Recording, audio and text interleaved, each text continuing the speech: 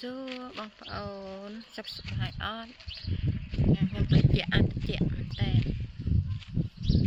បាទថ្ងៃក៏នៅត្រូវតិចដែរ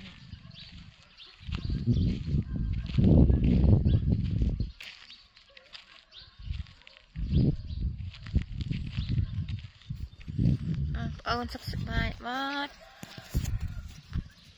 ខ្ញុំសុខសប្បាយ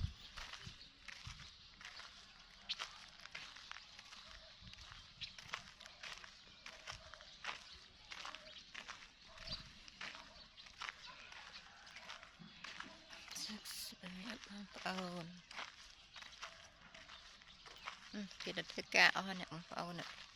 ភូមិឆ្ងាត់ឆឹងនៅដល់កូនក្មេងណាអីផ្ទះនៅវិញឆ្ងាត់ភូមិហាក់ភូមិអស់ហើយ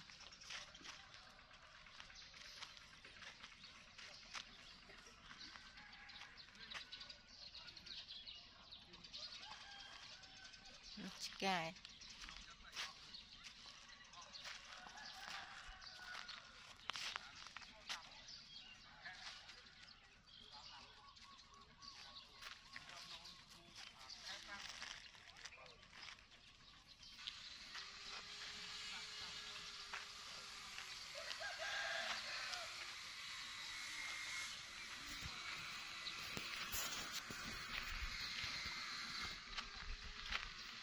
ខាងនោះគេធ្វើផ្ទះ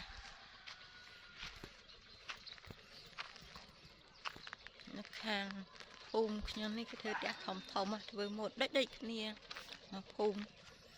ពី300គ្រួសារធ្វើផ្ទះម៉ូតតែមួយអត់ដូចភូមិខាងគេផ្សេងភូមិណាគេធ្វើផ្ទះម៉ូតហ្នឹងពីភូមិ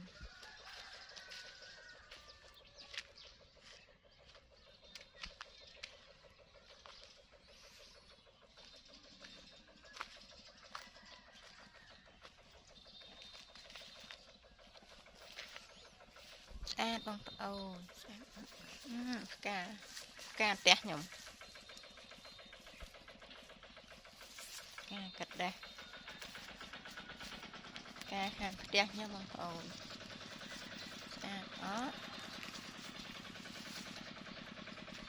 ពណ៌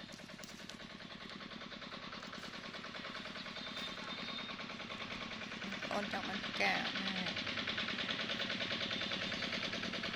ខ្ញុំនិយាយខុសឆ្គងអីកុំផ្កាអរគុណសុខសប្បាយជម្រាបលា